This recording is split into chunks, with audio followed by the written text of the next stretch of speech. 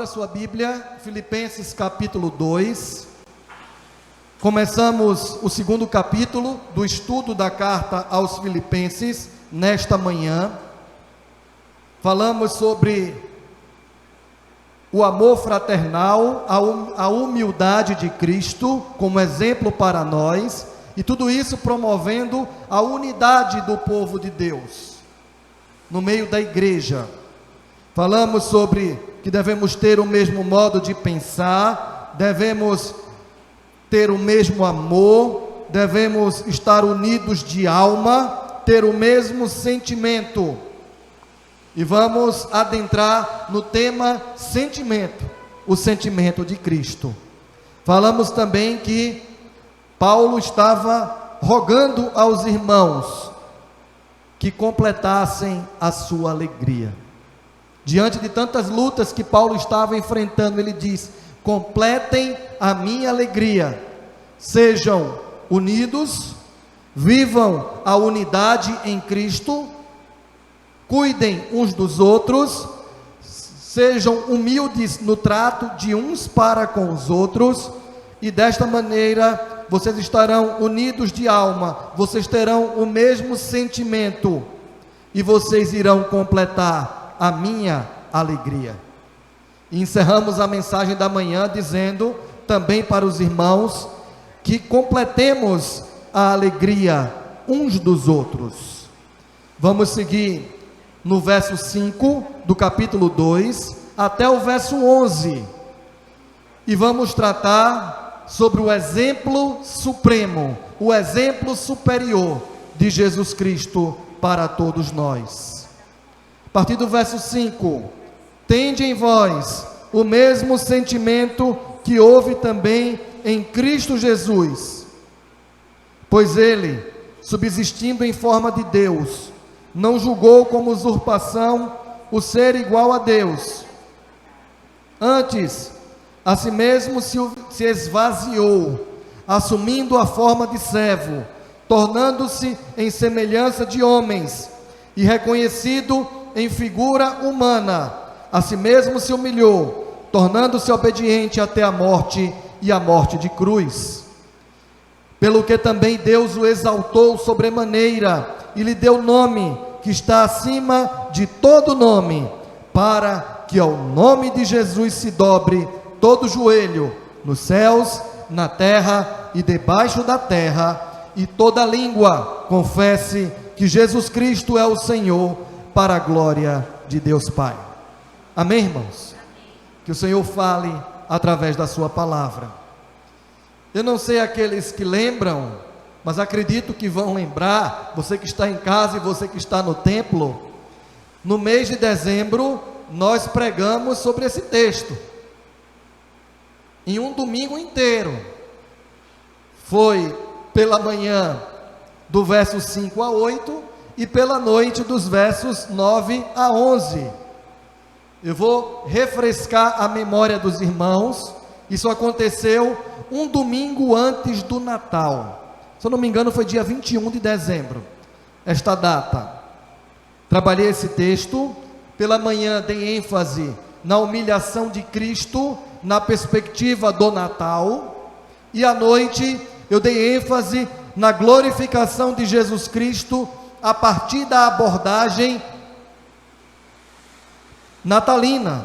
Nós também mencionamos, então, a humilhação de Jesus e a sua glorificação a partir do Natal. Nós analisamos esta passagem, e acredito que muitos que aqui estão, ou que estão em casa, lembram desta mensagem. Pode ser que tenha no cantinho aí do seu bloco de notas alguma anotação sobre aquele dia, tá bom?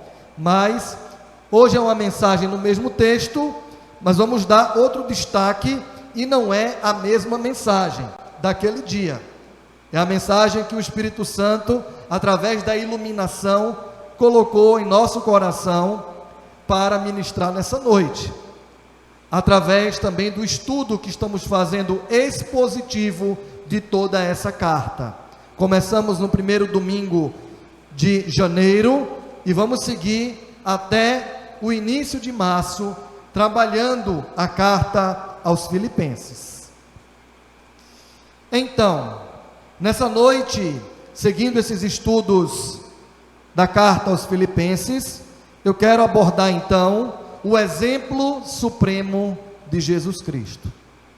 Ele é referência, ele é molde, ele é exemplo para todos nós, e nós devemos imitá-lo. Ele é exemplo, e sobre esse exemplo de Cristo, nós vamos trabalhar nessa noite, nesta reflexão, a sua condição de humilhação, e diante da condição de humilhação acontecendo de maneira eficaz, de maneira completa, foi possível a condição de glorificação do Senhor Jesus. Nós vamos identificar isso durante a reflexão desta noite.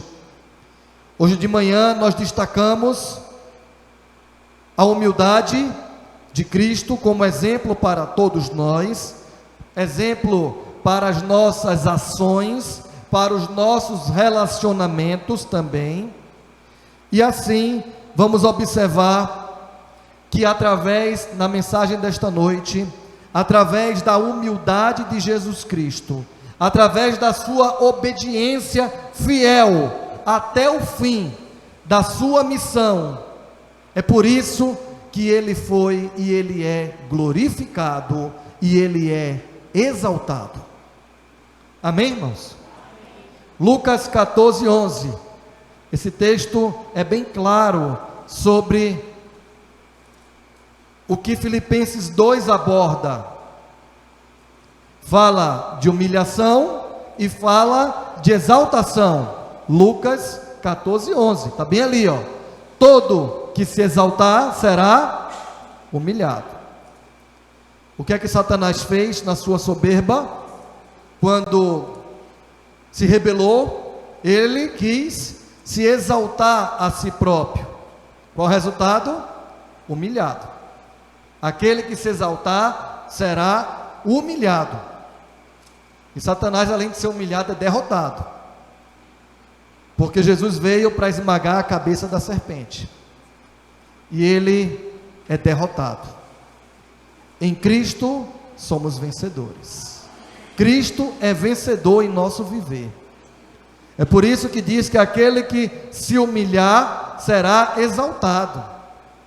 Eu mencionei isso na pregação natalina do dia 21 à noite, que não foi o Cristo, por mais que é difícil a gente fazer uma divisão, não são três deuses, é um único Deus, é uma trindade, mas que tem ação como Pai, como Filho e como Espírito Santo.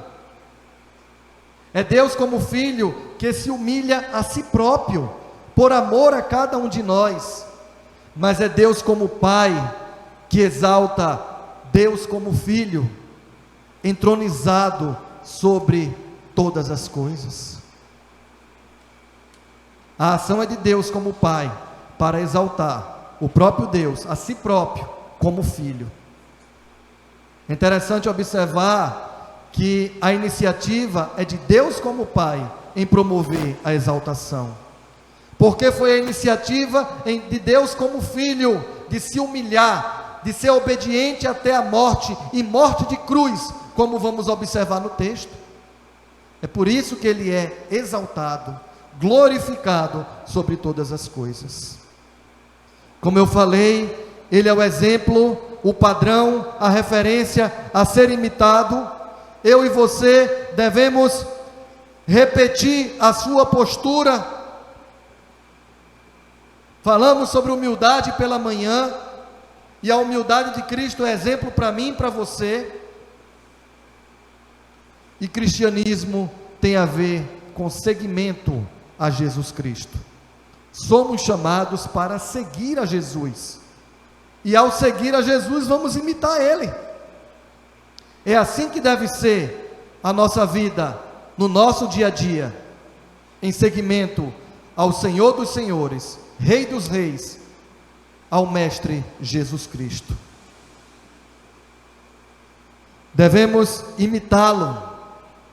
Interessante observar da experiência da igreja primitiva, Por exemplo, ali em Atos 11, 26, em Antioquia, é naquela ocasião, é naquela localidade, onde os seguidores de Jesus Cristo serão chamados de cristãos, pela primeira vez. Está bem aí o texto. Levou para Antioquia, por todo um ano, se reuniram naquela igreja e ensinaram numerosa multidão. Em Antioquia foram os discípulos, pela primeira vez, chamados de cristãos.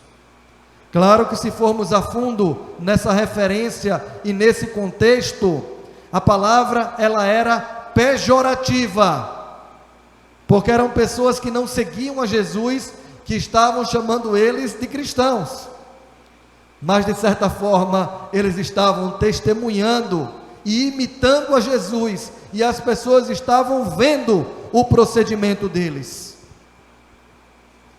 Os discípulos de Jesus são chamados de cristãos porque são identificados com Ele, porque imitam a Ele, porque são parecidos com Ele. Você pode olhar para Mateus, viu, Ilana, e observar que Mateus é parecida com você, porque você é parecida também com seu pai e com a sua mãe. Mesmo com esse cabelo aí de outra cor, ele é parecido com você, tá certo? Porque são parecidos com os pais. É a mesma coisa. Nós somos cristãos e as pessoas devem olhar para nós e nós somos parecidos com Jesus. A nossa atitude precisa ser em imitação a Jesus. Meus irmãos, é incoerente, é incompreensível quando a nossa atitude, nós que nos dizemos cristãos, não estão em consonância com a atitude de Jesus. Tem alguma coisa errada.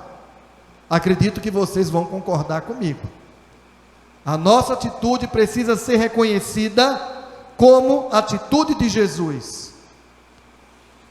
No Brasil que a gente vive de tanta diversidade e de tanto evangelicalismo exacerbado por aí, muita religiosidade, é difícil dizer no nosso país que os evangélicos, entre aspas, são chamados de cristãos. É difícil. Porque eu entendo, de acordo com a Bíblia, que cristãos imitam a Jesus. E tem muita gente se dizendo, eu sou evangélico. Mas vai olhar o procedimento. Eu não estou falando de perfeição, irmãos. Eu estou falando de procedimento, de ética, de coisa séria, de responsabilidade. Porque vida cristã não é brincadeira. Vida cristã é coisa séria.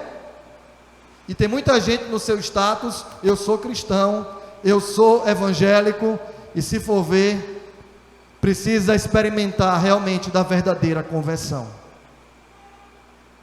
Mas a palavra de Deus é viva e eficaz, e ela continua transformando vidas, e que ela continue transformando vidas no nosso Brasil, no presente tempo. Eles foram identificados como cristãos, porque eles imitavam a Cristo no seu procedimento. O comentarista bíblico vai dizer, falando sobre esta passagem de Atos 11, 26, e ele faz um recorte, ele vai mais atrás, e ele vai dizer assim, o comentarista bíblico, eu não vou ler essas outras passagens, você pode ler depois. Em Atos 2, 22, os crentes se identificam como seguidores de Jesus, o Nazareno. Em Atos 9, 2, os crentes são chamados daqueles que são do caminho.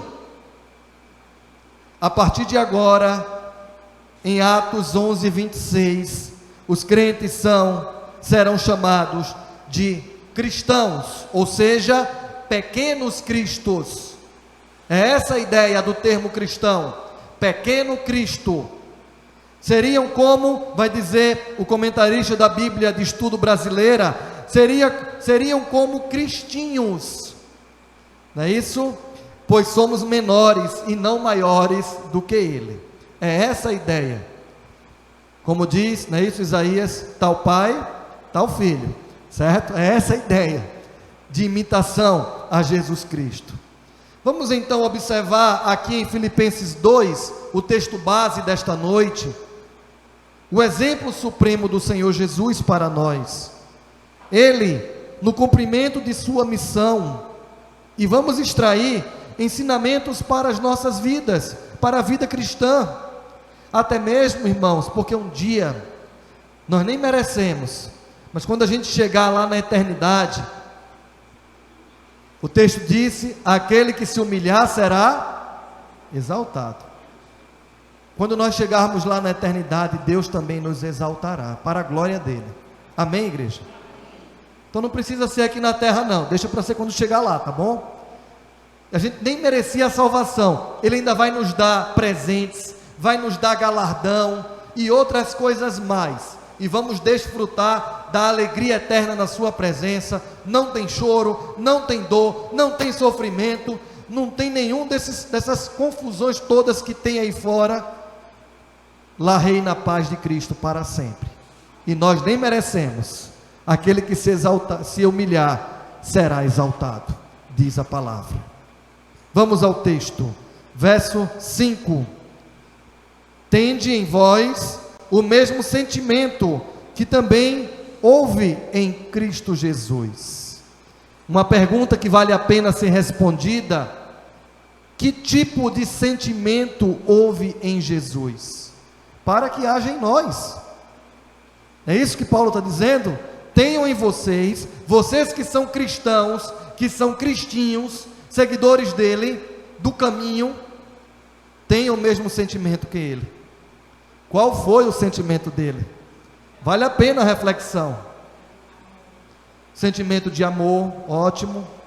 Sentimento de quê? Quando ele olhava as pessoas sofrendo, de compaixão. Sentimento de misericórdia. O que mais? Me ajudem. Sentimento de humildade. Sentimento de justiça, muito bom, porque a justiça de Deus prevalecerá. Sentimento de perdão, ótimo, de restauração. Sentimento de cura. Que tipo de sentimento houve em Cristo e deve haver em nós também, irmãos? O sentimento de Cristo, a sua postura, a sua intenção de amor deve ser repetido em nós. Agora, por si só, nós não temos condições de fazer isso. Somente pela ação do Espírito Santo de Deus em nosso viver. É possível que o sentimento que houve em Cristo também haja em nós. Seja esta a nossa oração humilde nesta noite.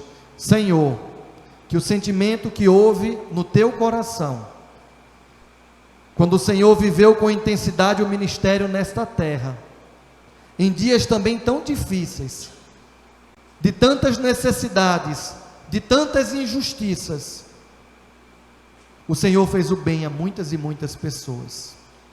Nós queremos também te imitar, e que teu Espírito Santo em nós nos ajude a fazer o bem a todos à nossa volta.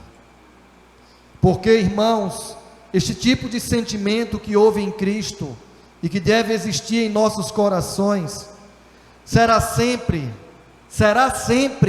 um sentimento benéfico, um sentimento de graça, um sentimento de bondade e um sentimento de misericórdia para com o nosso próximo.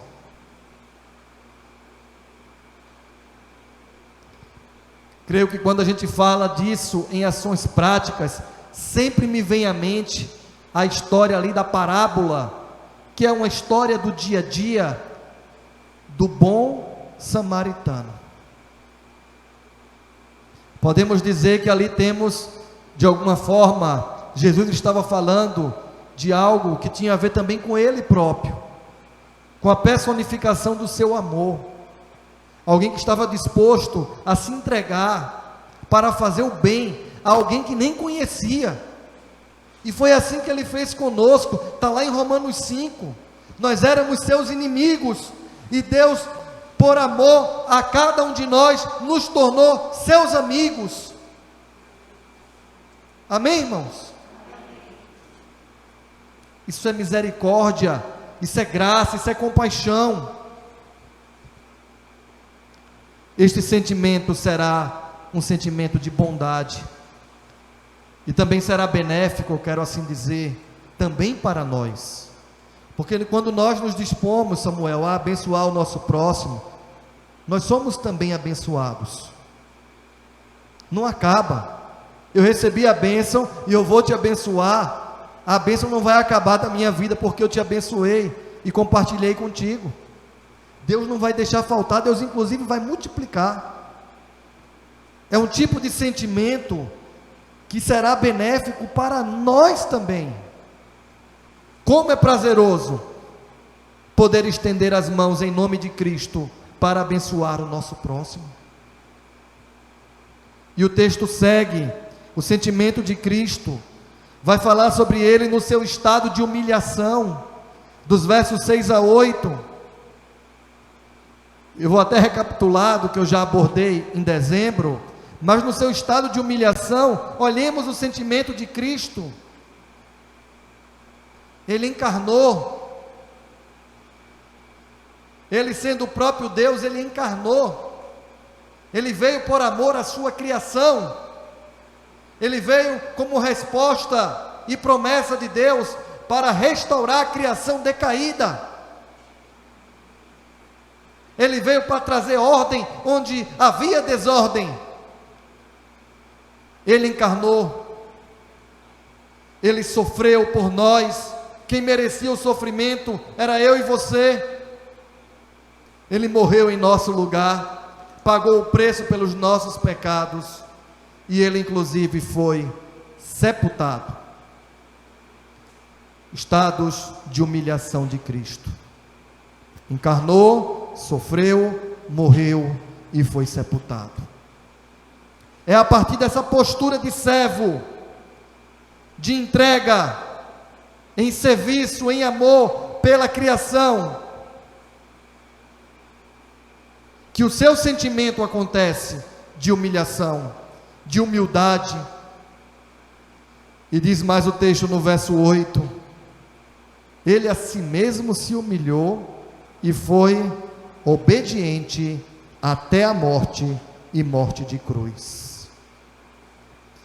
Interessante observar que não é uma obediência qualquer de Jesus aqui no texto, mas é uma obediência completa, uma obediência fiel à sua missão, fiel ao seu chamado,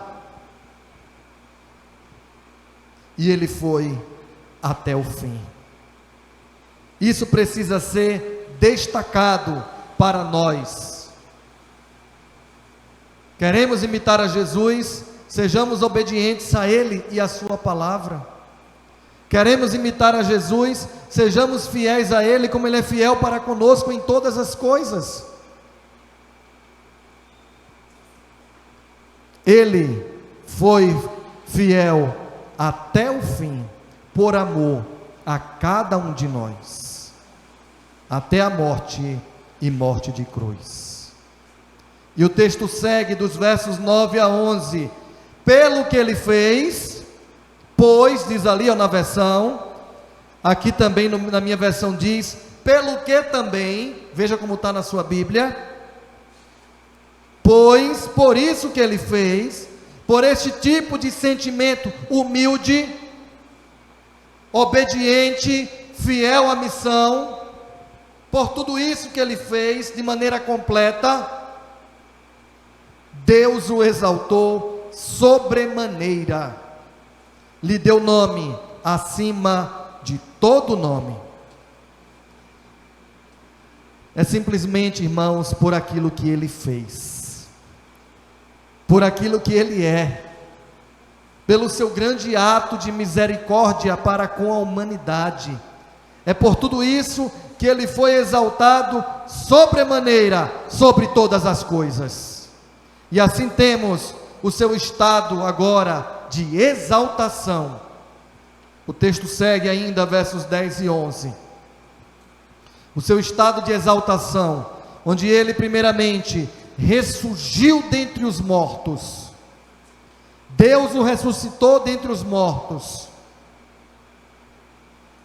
Ele comissionou a igreja e ele ascendeu aos céus.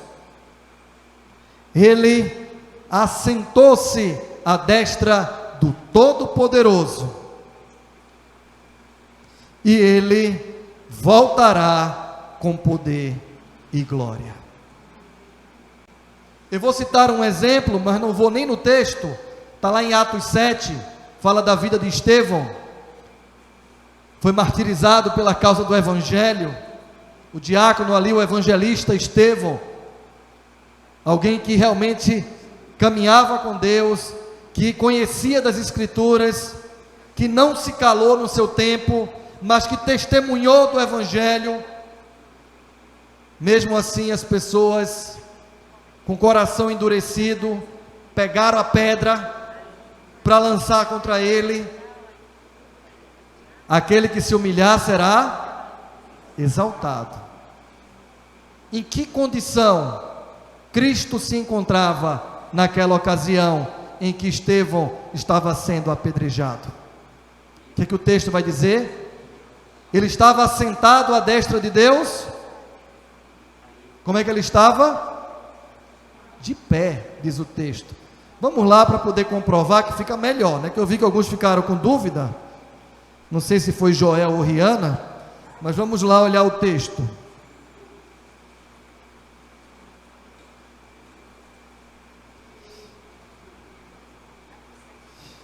Verso 56 de Atos 7. Verso 55 também, né? Mas Estevão, cheio do Espírito Santo, fitou os olhos no céu e viu a glória de Deus e Jesus que estava à sua direita, e disse: eis que vejo os céus abertos e o Filho do Homem em pé à destra de Deus. Jesus que foi exaltado, assentando-se à direita do Deus Todo-Poderoso, ele agora aqui para receber o seu servo fiel, que foi fiel até o fim, ele encontra-se de pé para honrar aquele servo fiel. No seu estado de exaltação, ele ressuscita, ele ascende aos céus, ele se assenta à destra do Todo-Poderoso, e ele um dia voltará com poder e glória para consumar todas as coisas, para julgar a humanidade. E aqui o texto segue na sua seriedade, dizendo que todo o quê? Joelho se dobrará, toda língua confessará que Jesus Cristo é o Senhor. Vamos dizer juntos? Jesus Cristo é o Senhor. Um dia todo joelho se dobrará e toda língua confessará diante do julgamento de Deus, inclusive ateus e religiosos, de grupos religiosos sem fim, que em vida não declararam Jesus Cristo como Senhor, terão que se ajoelhar e terão que declarar e reconhecer, dobrando a língua ou não, que Jesus é o Senhor. É por isso que ele está exaltado. O comentarista bíblico diz que depois da humilhação de Cristo, celebra-se a reversão dos fatos. Ele que foi humilhado, agora é exaltado. Como Cristo desceu às profundezas, Deus também o exaltou soberanamente, diz aqui o comentarista. Da mesma forma que foi às profundezas, também de maneira soberana, ele foi exaltado sobre todas as coisas. Não podemos deixar de frisar ainda, para caminhar aqui na conclusão, que em seu estado ele se humilhou e ele foi exaltado, mas em seu ofício ele continua e para sempre será. Em seu ofício ele será rei, ele será profeta e ele será também sacerdote supremo na ordem de Melquisedeque. Sacerdote é aquele que nos conduz a Deus, é aquele que é o caminho, a verdade e a vida. Ninguém vai ao Pai a não ser por ele. Ele é rei e reinará eternamente. Ele é o profeta de Deus, enviado para a salvação da humanidade. Vale então destacar, nesse finalmente desta reflexão, eu vou reforçar que todo joelho se dobrará, toda língua confessará. O texto diz algo aqui profundo. Olhemos para o verso 10. Onde é que todo joelho se dobrará? Onde é que toda língua confessará? Olhemos para o verso 10. Aonde? No céu, na terra e embaixo da terra, irmãos. Onde quer que for, toda língua e todo joelho confessará que Jesus é o Senhor. O texto é claro e profundo sobre isso.